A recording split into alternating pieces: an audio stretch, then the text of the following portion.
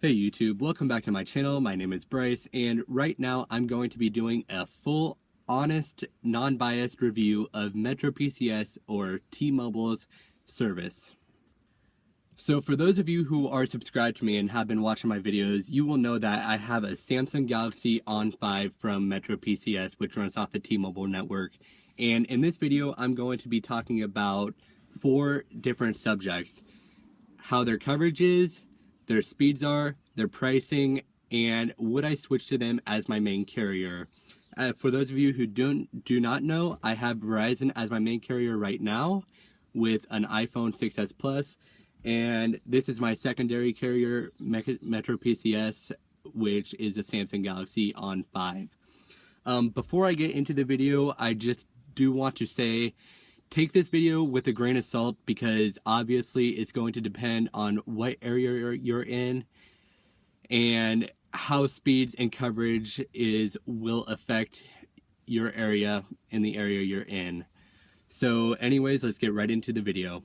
Another thing I want to mention before I get into the video is I've had a lot of comments saying that this phone is no good on MetroPCS's service because it doesn't have all the features available and all the network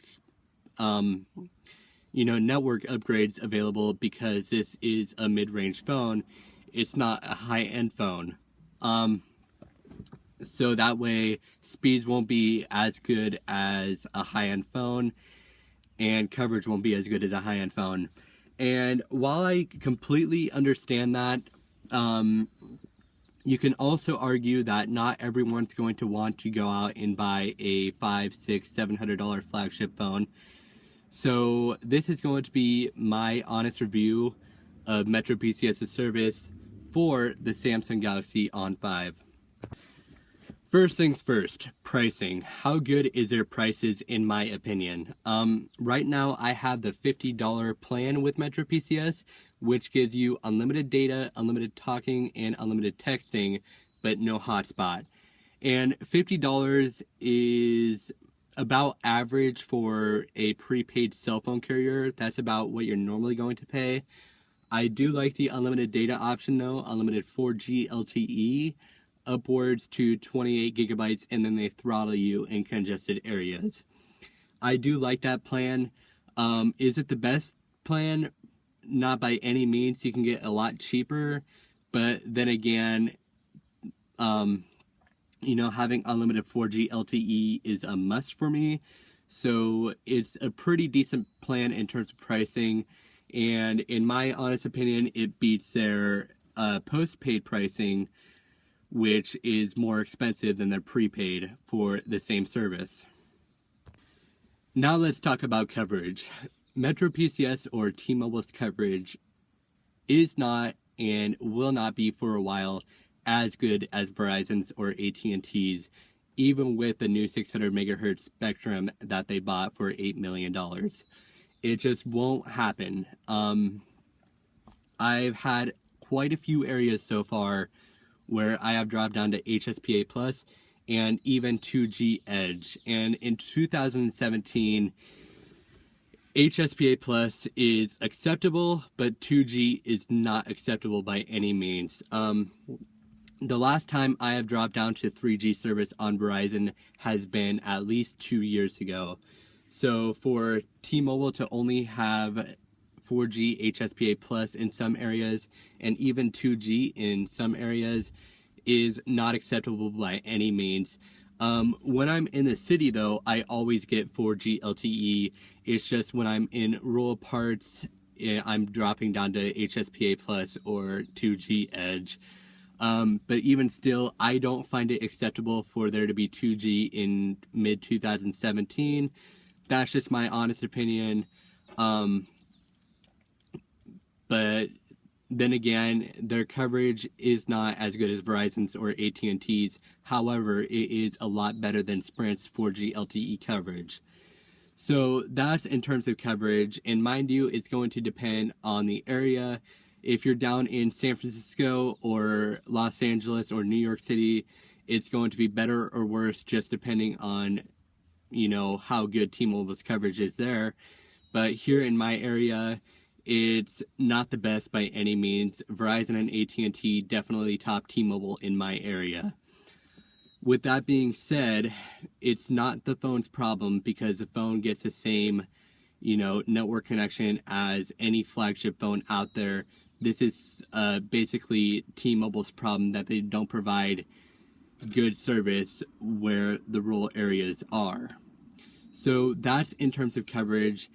In terms of speed, I cannot explain to anyone how important it is to realize that speed is all going to depend on where you are.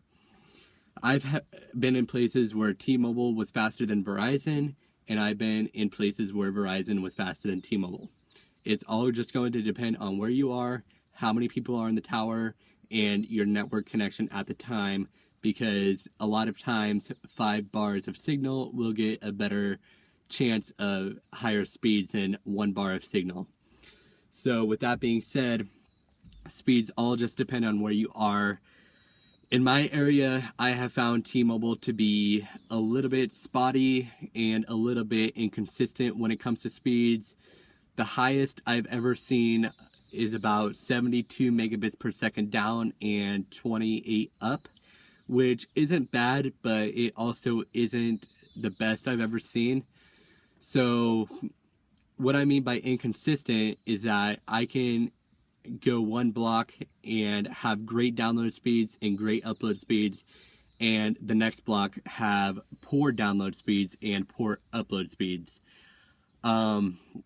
I do not like inconsistent speeds by any means, and I'm pretty sure you guys don't also. I have found Verizon to be more consistent, and mind you guys, I'm giving you my honest opinion and my honest facts about T-Mobile. I'm not being biased whatsoever. I've had Verizon, I've had Sprint, I've had T-Mobile, I've had AT&T, I've had all carriers. I'm just giving you guys my honest opinion and, telling you guys the facts. I'm not, being biased about anything. I treat all carriers equally, so mind you that I'm just not being biased. I'm telling you guys the truth. So speeds all just depend on where you are, and T-Mobile has a lot of work to be done around here when it comes to coverage and speeds. So the final question, would I switch to T-Mobile as my main carrier? As of right now, I wouldn't. Even though Verizon is more expensive, it all comes down to you get what you pay for. And that's the way it goes with cell phone carriers, is that you just get what you pay for. And I would pay more for Verizon service if it means I get better coverage, I get better speeds, and I get a better overall experience. Would I ever switch to T-Mobile again? It depends on how well they improve. I'm pretty sure they're going to improve a lot more within the next coming years, but then again, it's all about competition, and right now, T-Mobile to me is just not as good as Verizon to me. So with that being said, it might be different for your experience. Everyone's experience is going to be different, but as of right now, I'm going to keep T-Mobile as my secondary carrier and keep Verizon as my main carrier, because to me, Verizon is better than T-Mobile around my area at least. So with that being said, let me know your guys' experiences down in the comments below. Anyways, thank you for watching. Please rate, comment, subscribe if you haven't already, and I will see you guys on the next video. Peace.